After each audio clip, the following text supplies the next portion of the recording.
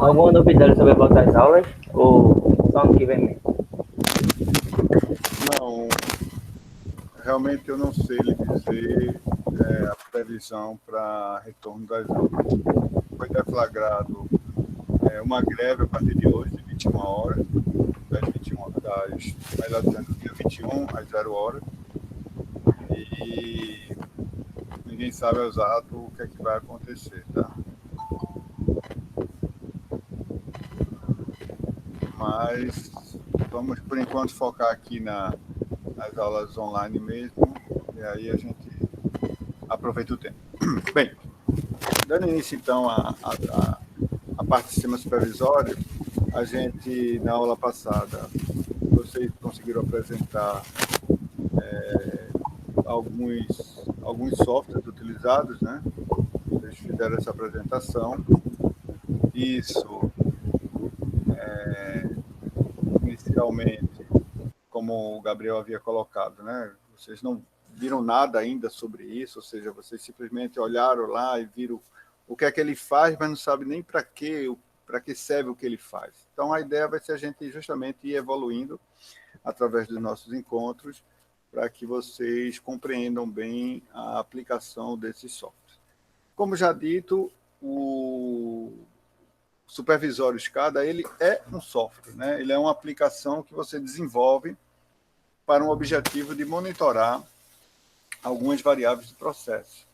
Então, ele tem uma grande importância atualmente por conta da grande quantidade de informações que você tem no processo, devido à facilidade da instrumentação. Hoje, ela tem um custo mais em conta do que tempos atrás, obviamente. Ainda não é algo barato, mas comparado inicialmente com os primeiros sistemas instrumentados, ele está bem mais, o custo é bem menor. Então, isso facilita muito e traz grandes benefícios à operação, à manutenção e principalmente à gestão, que tem como objetivo cada vez mais produzir mais com menor custo. E isso facilita essa monitoração do seu processo principalmente para tomadas de decisões do tipo se a máquina, se a produção está atendendo a demanda, se o desempenho dos equipamentos estão satisfatório,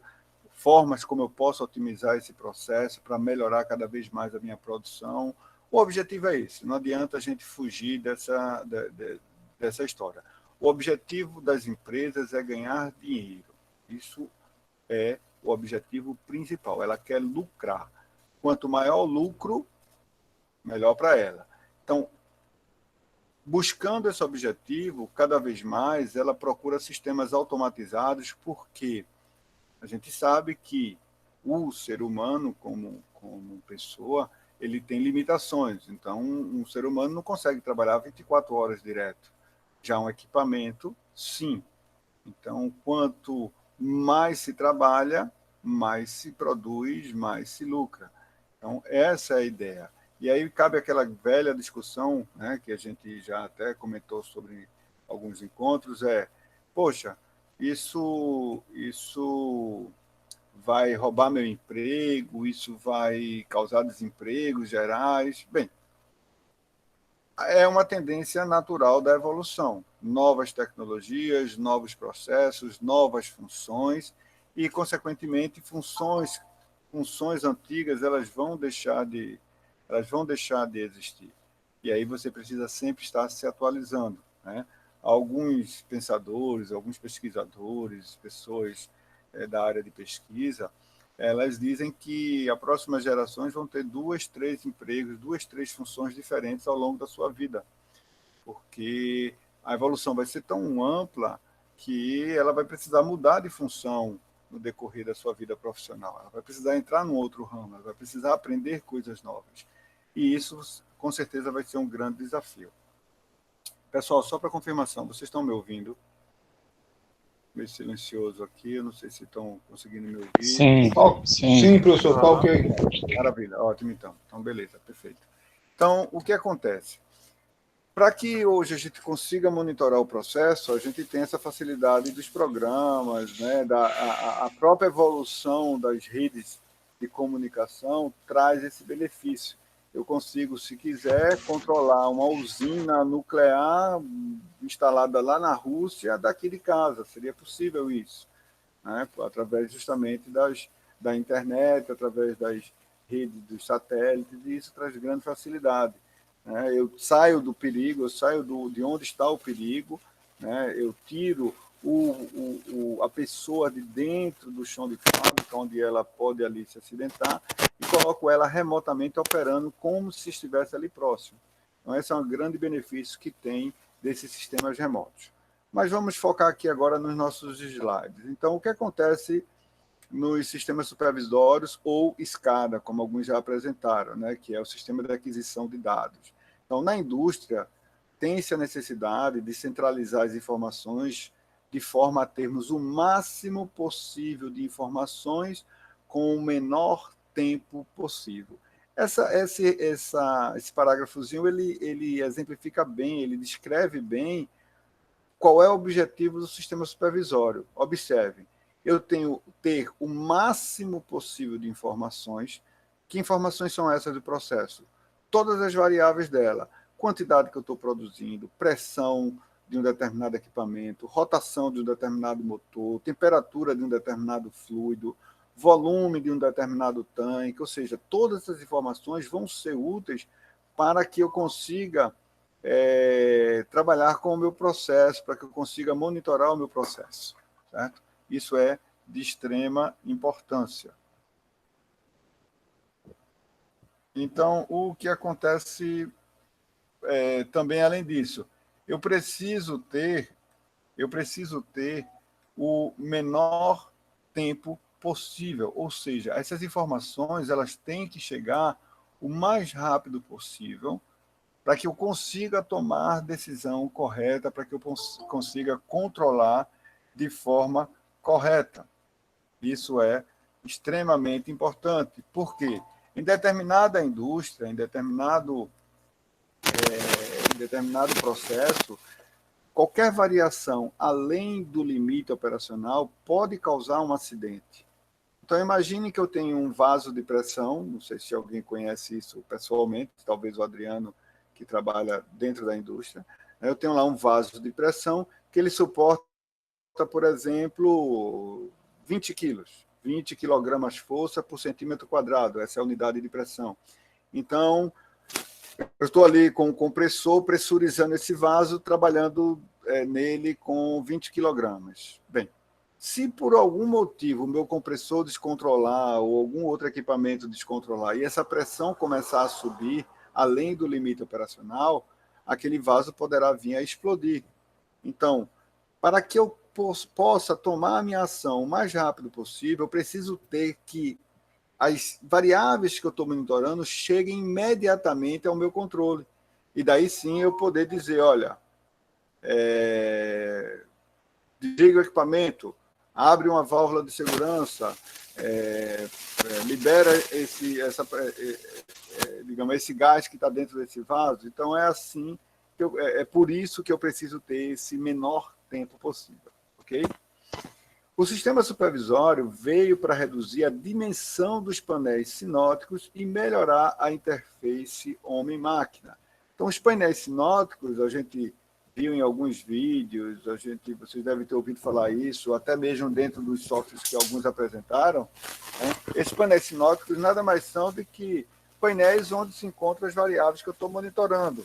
Há tempos atrás, a gente vai ver alguns slides mais à frente, isso eram painéis gigantescos. Eu gosto até de comparar quando eu estou em sala de aula, que um painel de um controle de um equipamento pequeno praticamente ocupava todo o espaço de uma sala de aula, por exemplo. E hoje, simplesmente, na tela de um computador, eu consigo monitorar um equipamento desse e vou até além, consigo monitorar diversos sistemas. Eu consigo acompanhar diversos sistemas, né? E aí a IHM, como alguns também mencionaram, né, até houve a diferenciação da IHM com o supervisório SCADA, né? A IHM, que antes também era meio que eletromecânico, próximo a alguns equipamentos, hoje simplesmente com a tela de um LCD ou a tela de um monitor, tudo eu consigo verificar as variáveis que eu preciso monitorar. Então, aí está aí um exemplo de um painel sinótico antigo, né? Então, a gente consegue ver algumas coisinhas aí do tipo alguns, como é que se diz? Alguns tanques, né? Bem pequenininho aqui, talvez alguns que estejam no celular não estejam conseguindo enxergar, mas alguns tanques, né? E hoje, simplesmente, em uma tela de um computador, eu consigo, do mesmo modo, monitorar diversos equipamentos, válvulas, tanques, torres e assim por diante, filtros, entre as diversas variáveis que o sistema possui. Então, a gente tem aí a diferença do painel sinótico para um sistema supervisório. Os sistemas supervisórios são sistemas digitais de monitoração e operação da planta que gerenciam as variáveis de processo. Então, lembre-se desse detalhe, as variáveis de processo. E, repito, o que são as variáveis de processo? Quando vocês estudaram lá instrumentação, quando vocês lá estudaram microcontrolador e outras disciplinas semelhantes, vocês viram que ele estava ali monitorando um determinado valor de tensão, um valor de corrente, um valor de temperatura, um valor de pressão. E isso são as variáveis. E variáveis de processo são aquelas aplicadas ao processo. Então, quando eu olho para uma figura dessa aqui anteriormente, onde eu tenho um tanque, que variáveis eu poderia ter dentro do tanque? Obviamente que vai depender do que é o meu processo. Então, digamos que aí seja um tanque de ácido sulfúrico. Então, eu tenho que monitorar o nível, eu tenho que monitorar, em alguns casos, se está emanando alguns gases, eu tenho que monitorar a temperatura. É um tanque de água, beleza, posso monitorar a temperatura, posso monitorar o pH dessa água, eu posso monitorar a condutividade dela, eu monitoro o nível, ou seja, tudo isso são variáveis de processo. Com o uso de ferramentas especializadas, essas informações dos controladores industriais são atualizados continuamente e podem ser guardadas em bancos de dados. Opa, aí já entra uma informaçãozinha que vocês me falaram lá, né? Então, banco de dados. Vocês lá, quando apresentaram alguns softwares, vocês viram que ele possuía bancos de dados, né? Seja eles locais ou remotos, para fim de registros históricos. É outra coisa muito importante dentro do processo de monitoração, do processo de supervisão. Por quê? Bem, não adianta eu só ver o backup também, né, professor? Para utilização de backup. Isso. Eu não preciso,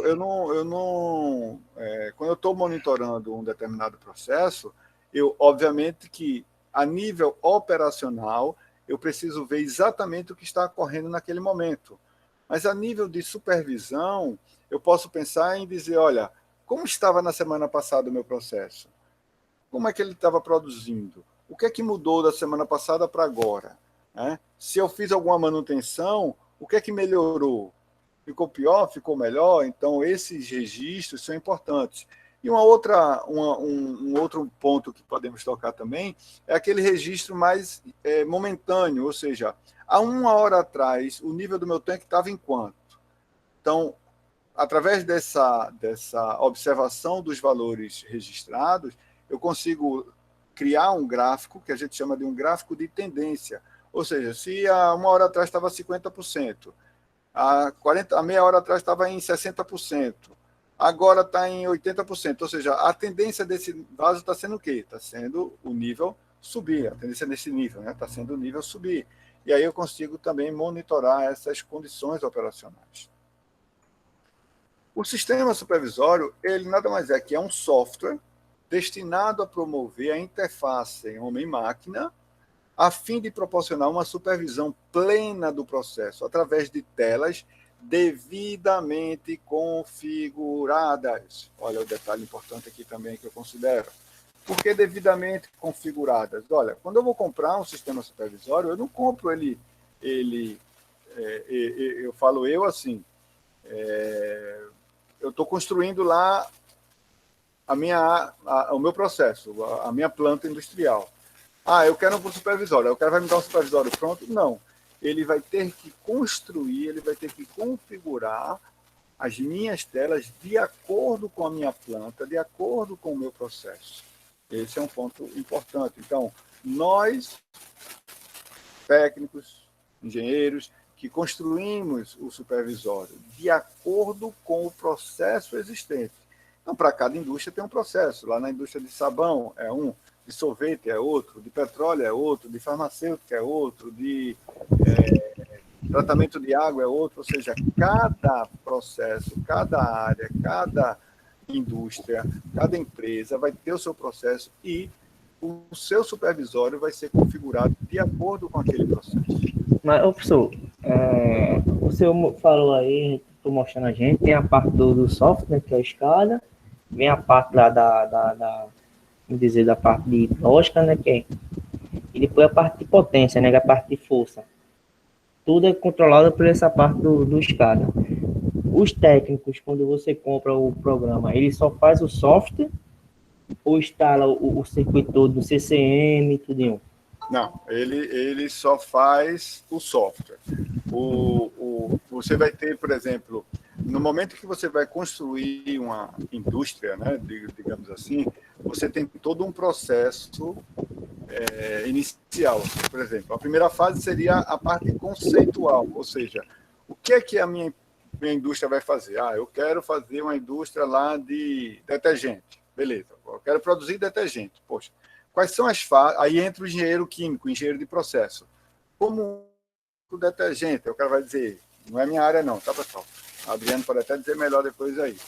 Eu vou pegar lá um determinado líquido, vou botar lá vou botar sódio, vou botar água, vou botar um sabão, sei lá que danado é. Não sei nem como é que se faz detergente, só aquele negócio de derreter sabonete. Quem sabe é calado, professor.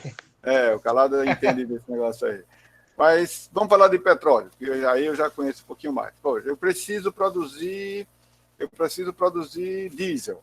Poxa, eu vou receber petróleo, que é a minha matéria-prima, e vou produzir diesel. Então, eu tenho que aquecer o petróleo, eu tenho que fazer ele evaporar, de acordo com o nível de evaporação, eu vou retirar parte desses vapores e desses líquidos, né, desses fluidos, que são justamente o diesel, a gasolina, o gás natural, né, o GLP. Então, eu tenho que ter todo o conceito de produção. Então, isso é uma equipe de processo. E os equipamentos que faz isso? Aí você vai chamar lá o engenheiro mecânico, juntamente com o engenheiro químico também, o engenheiro químico industrial. Então, eles vão dimensionar os equipamentos. Poxa, mas eu queria que controlasse aqui automaticamente a temperatura. Aí você vai chamar o engenheiro de automação, ele juntamente com o engenheiro mecânico, vou produzir tanto de calor, e aí eu preciso controlar tanto. Quem controla é a valor. Ou seja, resumindo, é uma equipe multidisciplinar. Então, um faz a tela, o outro puxa o cabo, o outro monta o equipamento, o outro liga o equipamento, o outro cria a lógica de automação. Então, não é uma pessoa só, ficaria muito difícil. Agora, claro, se o cara vai fazer ali um processozinho de controle de água da sua casa, juntamente com o aquecedor, ele sozinho faz. Ele liga o motor, ele liga a resistência do aquecedor, ele cria a lógicazinha, é um processo pequeno. Agora, quando a gente pensa a nível industrial, a nível de empresa, aí a situação muda. Então, é uma equipe multidisciplinar, são várias pessoas, várias reuniões, vários documentos, porque esses documentos precisam existir para que o que eu fiz seja registrado e, obviamente, vai ter um link com outra parte do processo, que é outra pessoa que está fazendo. Então, ele vai ter que ler aquele documento e entender quais são as interligações que vão existir no processo. Então, é algo bem complexo, mas bem que cada um, fazendo a sua parte, consegue construir aí uma grande empresa dessa daí, uma grande indústria. Então, vai ter um cara, voltando um pouco mais do tempo atrás, tem um cara de eletrônica. O cara de eletrônica é responsável por instrumentação. Aí tem um cara de mecânica. O cara de mecânica é responsável pela parte mecânica de engrenagem, motor. Tem um cara de elétrica, era o responsável pela subestação que alimentava os motores, as esteiras e assim por diante. Aí tem um cara de química que entendia qual era a dosagem que tinha que ser feita de cada equipamento. Então, é essa questão, é uma coisa bem multidisciplinar. E tem o cara do software. O cara do software é o cara que vai, do sistema escada, que vai desenhar toda aquela tela. Então, ele vai pegar a informação e dizer, Quais são as variáveis que você precisa monitorar? Aí ele vai pegar essas variáveis e colocar no programa. Ah, como é o processo? O que é que liga aonde? Esse motor manda esse fluido para onde? Aí o cara vai dizer, ele vai desenhar isso daí. Na verdade, ele não vai dizer, né? O cara não vai dizer. Ele vai ter um documento, um desenho, já mostrando essa parte. Feita por um cadista, feita por um engenheiro mecânico, um engenheiro civil. Depende. Isso é um projeto, né? Exatamente. É um projeto amplo e bem... Projeto provisório e depois um projeto definido, né? Definitivo, e depois ainda tem um as-built, que é quando depois que está tudo construído, tem que repassar todo o projeto novamente para verificar daquilo que foi planejado, se realmente está instalado, se foi se adequado, né? Se houver alguma instalação diferente do que foi planejado, aí ele vai readequar o documento, a documentação, para que seja de acordo com o projeto em campo. Uma coisa muito séria, né? É uma imensidão. É uma imensidão, é uma bola de neve. É bem interessante participar. Agora, isso ocorre quando? Normalmente, quando a gente vai ter uma nova unidade, um novo setor, um novo processo, ou quem está participando da instalação inicial de uma indústria ou de um projeto desse tipo.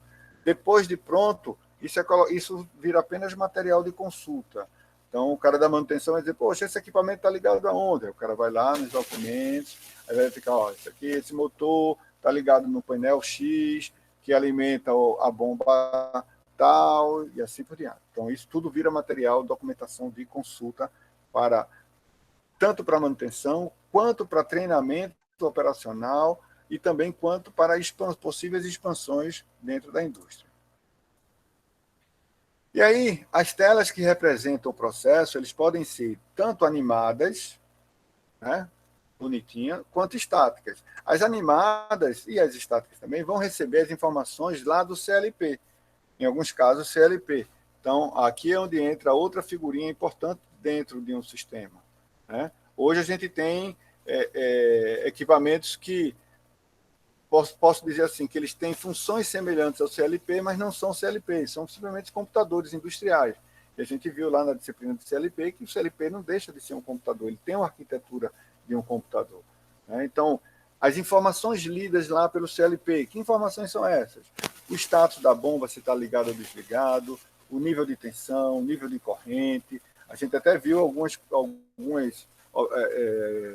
características do CLP que a gente viu que ele tem entradas digitais e entradas analógicas. Então, ele consegue ler informações de instrumentos que vão dizer para mim qual é o nível de tensão, qual é o nível de corrente, qual é o nível de temperatura, qual a pressão e assim por diante.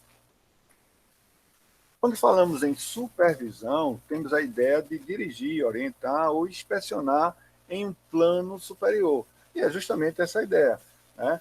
Você está, digamos assim, tendo uma visão macro do seu processo, uma visão mais superior de todo o seu processo, onde você consegue ali readequar o seu sistema. É isso que eu venho repetindo aqui várias vezes. Você vai supervisionar e dali você vai dizer, olha, eu quero aumentar a produção, eu quero diminuir a produção, eu quero desligar o equipamento X para entrar o equipamento Y, e assim por diante. Falando em variáveis de processo, como a gente já discutiu, em todos os processos industriais existem dois tipos básicos de variáveis. São as variáveis digitais, que elas representam o que você já conhece, né? A gente já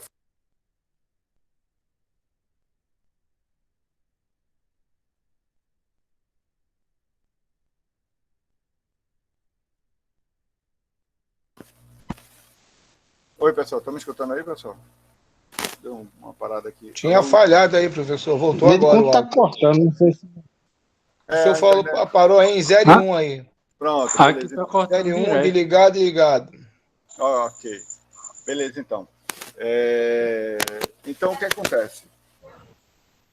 A gente tem os tipos de variáveis. As variáveis digitais, que vocês já conhecem, 0 e 1, né? Pagado já eletrônica digital. É o que representa ali a minha, como é que se diz? A minha variável lógica, né? O ligado, desligado, o sim, o não, o verdadeiro e falso, e a gente representa aí pelo 0 e 1. E as variáveis analógicas, e a gente já discutiu isso também lá em eletrônica digital, na própria eletrônica analógica, né? São variáveis cujo valor ele percorre uma faixa estabelecida. Então, por exemplo, eu quero monitorar uma temperatura de 0 a 100 graus. Então, eu vou ter lá um sensor, ele vai estar lá monitorando de 0, 0.1, 0.2, 0.3, 0.9, 10.8, 5, 6, 7, 8, assim por diante. Então, são as variáveis analógicas. A digital, a gente lembra também que são variáveis discretas, né? Ou seja, eles têm dois valores padrões, né? Principalmente as variáveis binárias. Os sistemas supervisórios eles podem ser classificados quanto à complexidade, robustez, número de telas de supervisão, número de entradas e saídas, que são justamente os nossos endereços e tags. Então, eu posso ter um sistema simples, monitorando um pequeno equipamento, como eu posso ter um sistema gigantesco, monitorando toda uma indústria.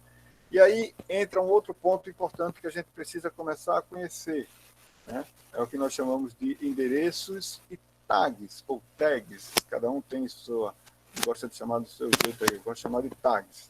Então, as tags nada mais são que os nomes, pode se resumir assim, são os nomes dados a cada equipamento pertencente à minha unidade de processo. E quando eu falo equipamento, é qualquer mesmo, equipamento mecânico, elétrico, de instrumentação, de informática, todos eles precisam ser, um termo que a gente usa, tagueado. Todos eles precisam ter um nome, precisam ter um endereço. Por quê? Porque vai ser através dessa informação que eu vou saber qual equipamento está sendo utilizado, onde ele está conectado, onde ele está instalado, qual a aplicação. Localização dele na fábrica, qual a né? localização dele, exatamente. Então, todo equipamento dentro de uma indústria... Depara, que eles falam, né? Isso, dentro de um processo, ele precisa ter um nome, precisa ter um endereço, até mesmo para a questão de patrimônio, né? Ou seja, o que é que eu tenho de equipamento dentro da minha indústria? Ele precisa ser também nomeado. E esses endereços, em alguns casos, para aqueles que me oferecem, para aqueles que me fornecem informações vindas do campo, eu preciso saber para poder linkar ele com o meu software de supervisório. Então, quando eu precisar ler a variável da temperatura do tanque 1, vai ter um instrumento lá de temperatura que monitora a temperatura do tanque 1. Então, vai ter um nome. Por exemplo, TI 5001. Eu dei um nome para ele, ó, TI 5001. E só vai existir em toda a indústria um único tag com esse nome, um único equipamento com esse nome, TI 5001. Eu não posso ter esse mesmo nome em um outro local dentro da minha mesma indústria, porque aí pode ocorrer um conflito semelhante ao endereço de internet, né, que você já deve ter ouvido falar, para aqueles que são mais buliçosos aí, quando você vai colocar um IP... Conflito de IP. Isso, né? Então, eu não posso ter dentro de uma mesma rede o mesmo endereço de IP. A mesma coisa dentro de uma indústria. Eu não posso ter dentro de uma indústria o mesmo tag, o mesmo equipamento, equipamentos diferentes e receber o mesmo nome. Porque aí, quando eu precisar pegar a informação vinda dele, ele vai dar um conflito, ele vai me dar uma informação errada.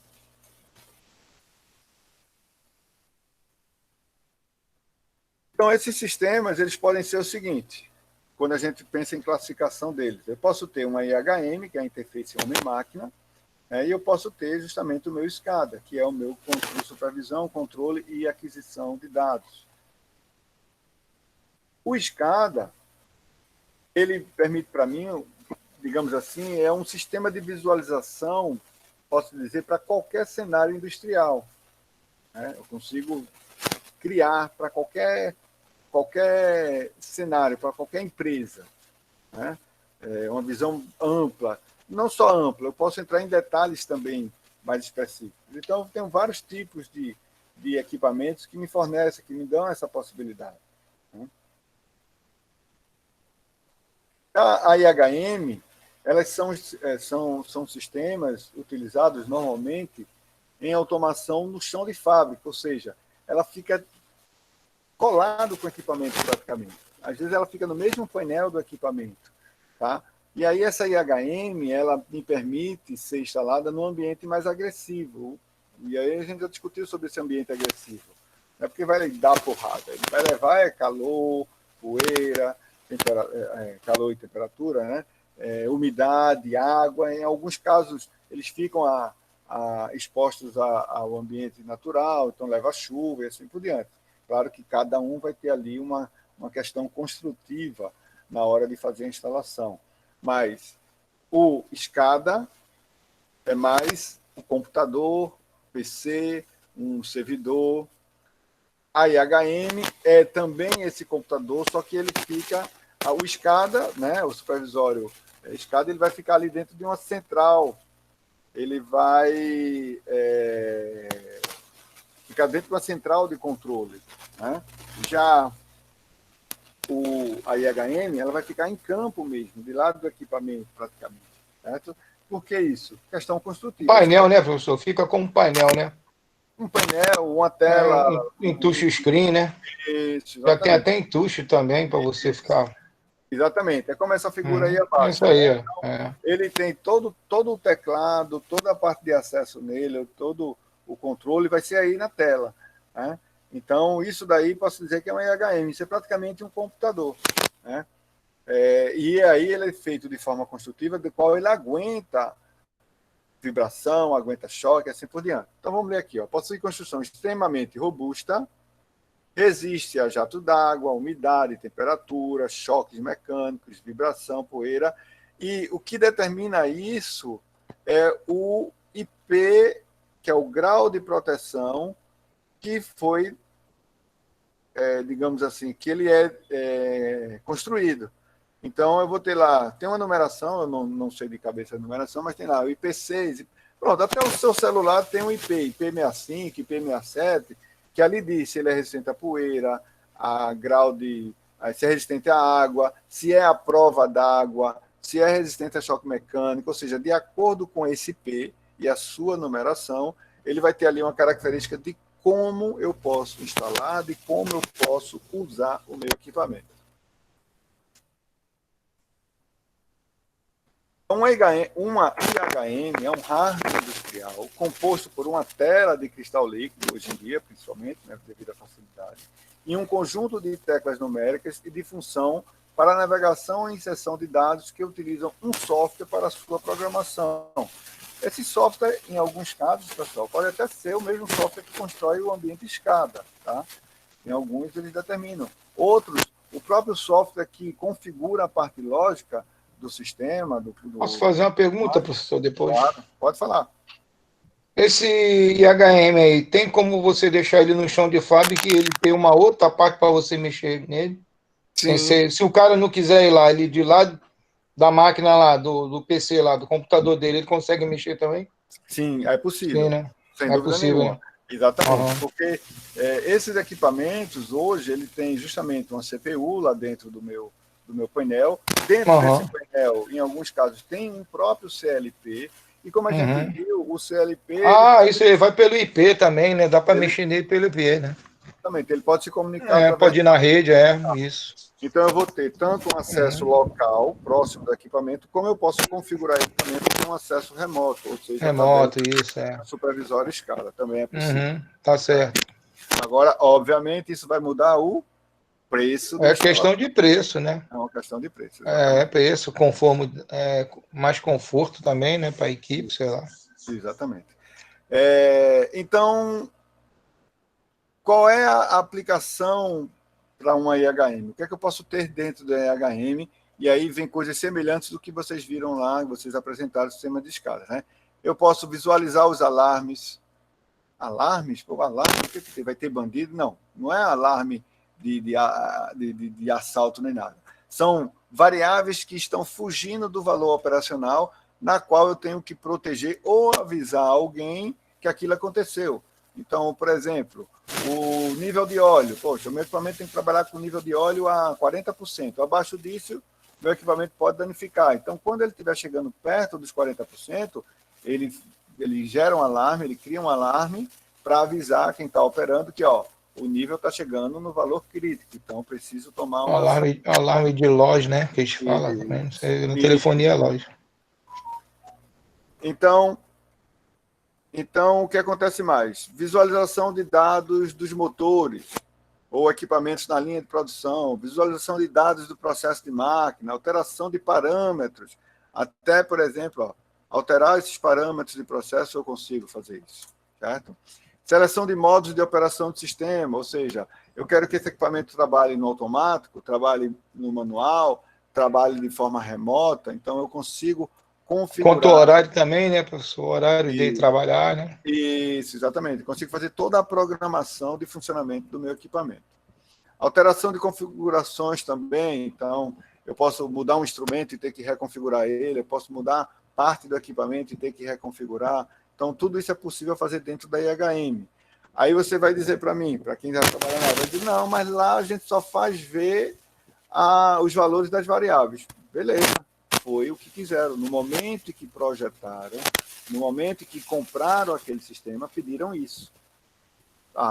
Saiu mais barato, eu só precisava disso, o cara só montou isso. Então, eu consigo configurar de acordo com a minha necessidade. Esse é que é o ponto importante. Então, se eu precisar de uma configuração mais avançada, eu vou ter um detalhamento maior, eu vou ter um custo maior. Se eu precisar de algo mais básico, que não requer tanta preocupação quanto a minha parte operacional ou de manutenção, eu compro um sistema mais básico. Tudo vai depender da necessidade do cliente. Então, essas IHMs elas vão estar instaladas em diversos equipamentos, como também, às vezes, nem tem, tá?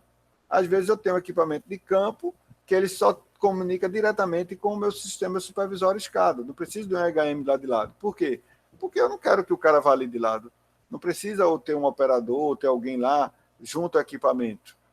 Remotamente eu consigo fazer toda a parte operacional dela. O sistema SCADA, voltando agora para o sistema SCADA, ele foi criado para supervisão e controle de quantidades elevadas de variáveis de entradas e saídas digitais e analógicas distribuídas. Então, observe o grande detalhe aqui, ó. Quantidades elevadas.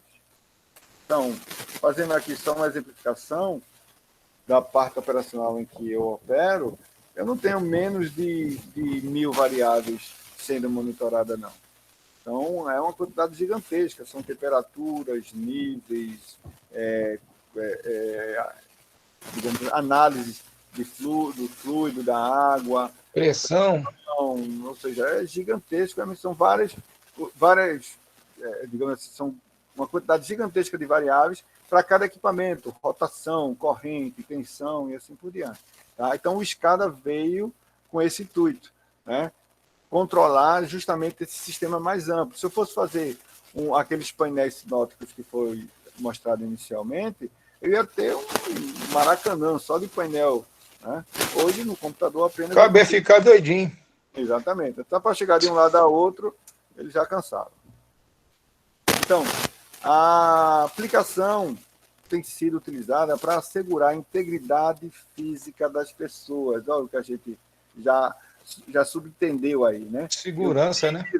Eu tiro a pessoa próximo da minha área de campo, daquele ambiente agressivo, com ruído, com temperatura, né? Para quem trabalha aqui, por exemplo, na Aço Norte, que tem aqueles fornos gigantescos derretendo metal, tudinho. Então, imagina o grau de temperatura que não é aquilo e uma pessoa ali próxima. Então, eu consigo tirar ela de lá, né?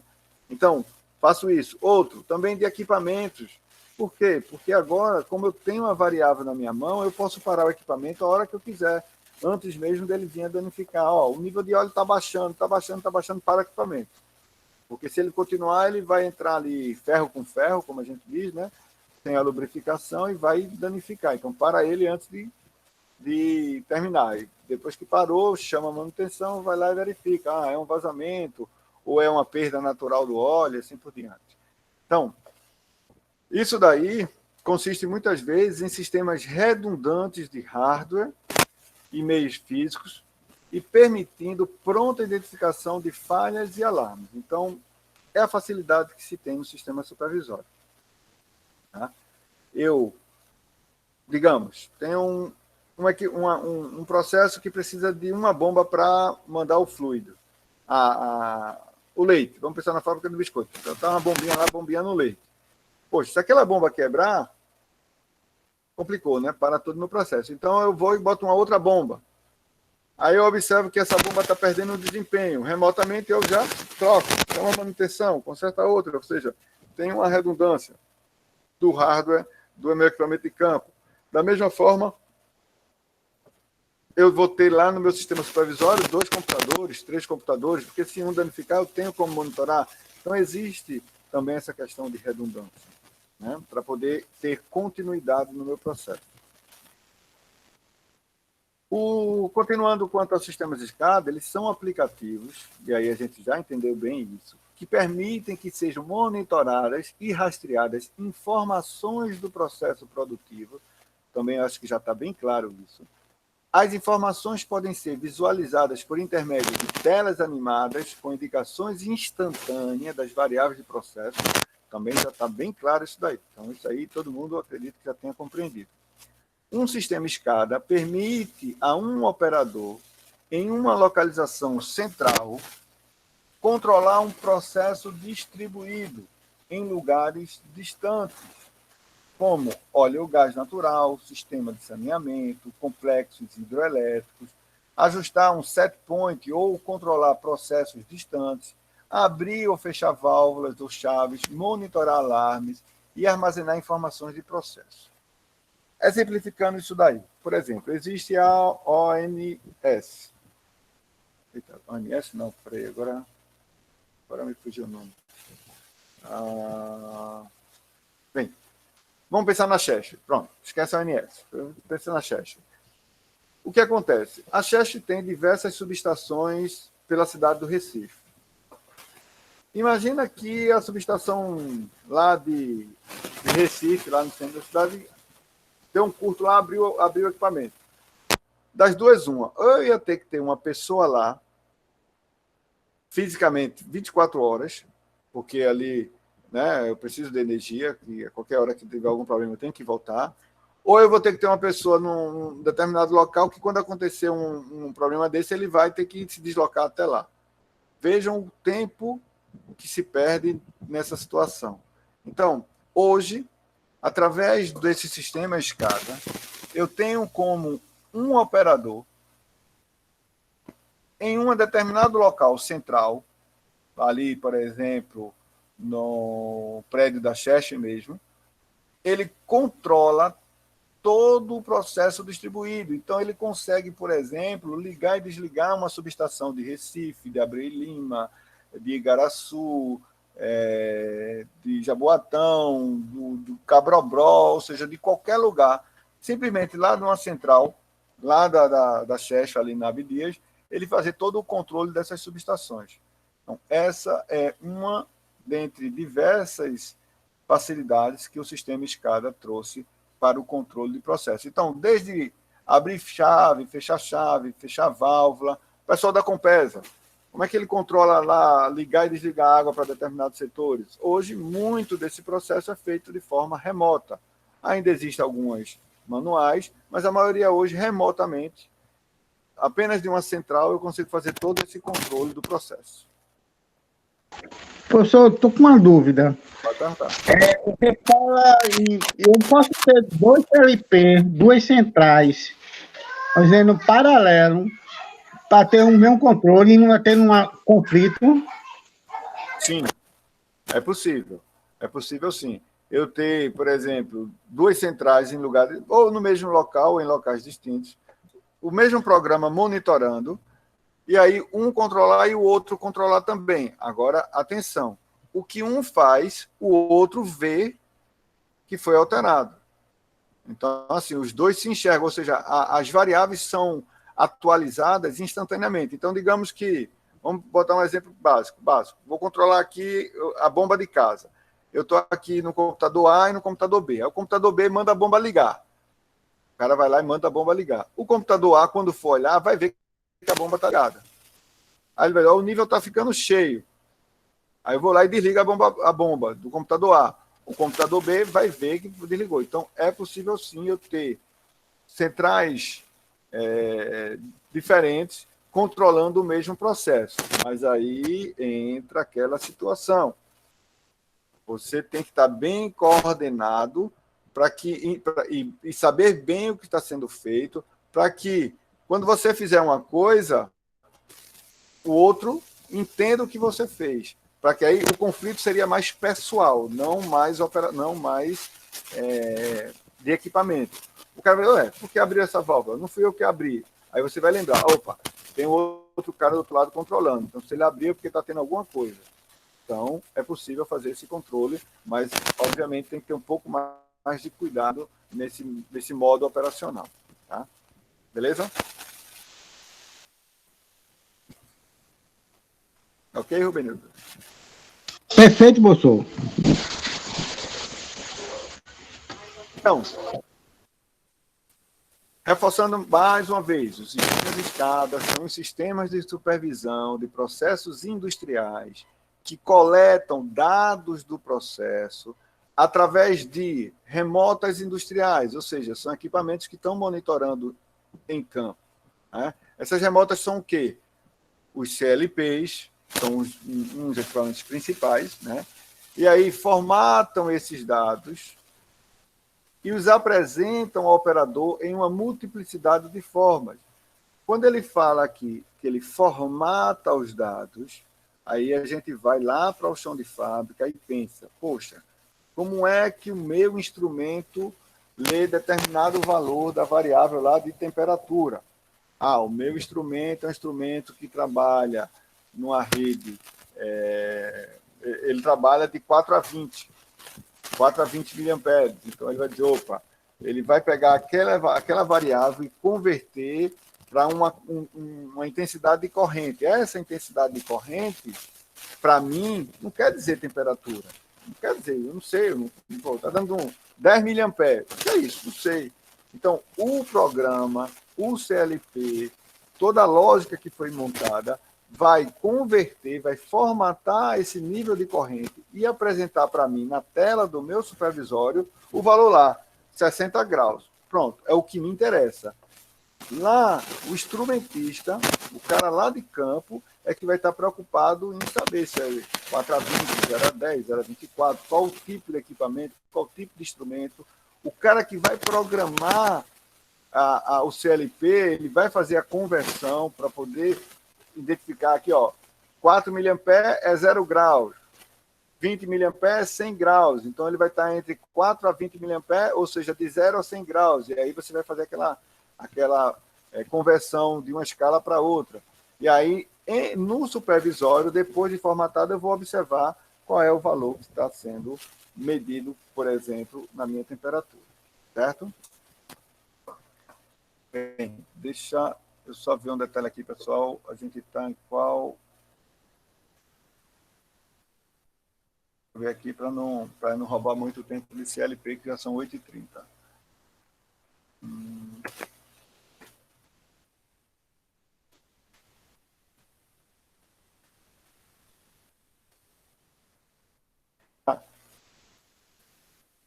Ok. Então, aí são a arquitetura da minha rede, do meu sistema como um todo. A gente já falou algumas coisas da pirâmide de automação, onde a gente viu o chão de fábrica, os controladores e os supervisórios. Pensando naquele terceiro estágio da minha pirâmide, dentro dela tem uma arquitetura distribuída mais ou menos nesse formato. Eu posso ter uma chamada standalone, como está aqui, ó,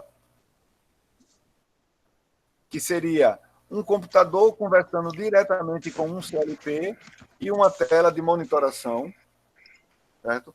Como eu poderia ter aqui um sistema mais complexo, né, onde eu tenho diversos equipamentos que vão fazer parte do meu sistema SCADA. Esses equipamentos seriam servidores, seriam estações de engenharia, servidores de dados, ou seja, a parte onde vai ser armazenado os registros, vai ser o próprio CLP, os computadores que vão estar operando e monitorando o meu sistema de supervisão. Então, eu tenho um serviço único, standalone, uma máquina só, como eu tenho aí uma arquitetura distribuída, onde tem vários servidores, vários clientes, cada um com sua determinada função, fazendo parte do controle do meu processo. Então, aí um exemplozinho de um antigo PC, né? Então, antes a gente tinha lá aquele tubozinho, aquele monitor de tubo de imagem, e aí isso já era um avanço, né? Então, você tem aqui, ó, um painel sinótico ainda desse lado, bem grandão, com 1, 2, 3, sei lá, 3, 5, 10, 12 chaves aqui, ó, com uns visorzinho analógico de lado aqui, mostrando torre de tensão, corrente, o nível, e depois eu tenho uma evolução onde tudo isso está numa única tela de computador. E basta eu dar um clique aqui, mudar de tela e já vou monitorar outro processo sem nem sair do lugar. Antes, o cara tinha que estar andando de painel a painel para poder fazer esse controle. E aí vai evoluindo, né? Eu tinha antes uma planta, uma figura 2D, e hoje, observando essa figura daí, eu consigo ver até em 3 dimensões. Então, você tem hoje a facilidade de criar praticamente no seu computador exatamente como está construído. Não vou dizer que isso é melhor ou pior, tá? Mas isso pode complicar um pouco a nível operacional, quando você precisa acessar determinado equipamento. Mas, de forma visual, você consegue entender bem como está ocorrendo o seu processo. Então, aí uma outra visão, outro exemplo do sistema supervisório, onde a gente tem uma esteira, tem um vaso, tem umas válvulas controladoras, tem bombas, tem tanques, instrumento de temperatura. Então, isso daí é o que se pensa como sistema supervisório.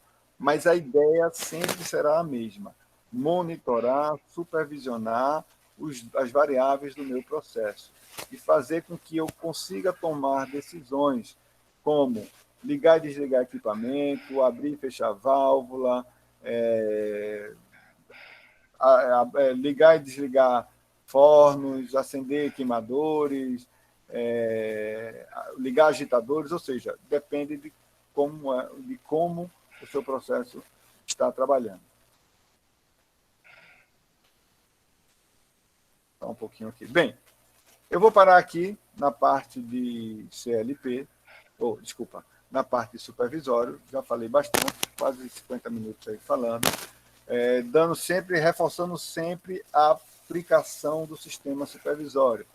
Entendido isso, a gente vai discutir um pouco mais nas próximas aulas de sistema supervisório. Sexta-feira, acredito que vou conseguir ter aula normal, sexta-feira. E aí, como é que se diz? A gente discute um pouco mais, para daí a gente começar a tentar montar, ver se a gente consegue, na prática, montar um sistemazinho supervisório. Tá certo? O que eu aconselho, que é mais simples, que já tem bastante material, é o Elipse Escada. Mas falei antes que vocês ficam à vontade para poder escolher o software que vocês querem. O que eu disse, eu não vou ensinar como mexer no software. Eu vou pedir o que eu quero que vocês apresentem, vocês terão que correr atrás, vão precisar se esforçar um pouquinho mais na disciplina. Correr atrás, através do manual do software, através das Professor, a senhora pode dar o link para a gente baixar não esse software? Você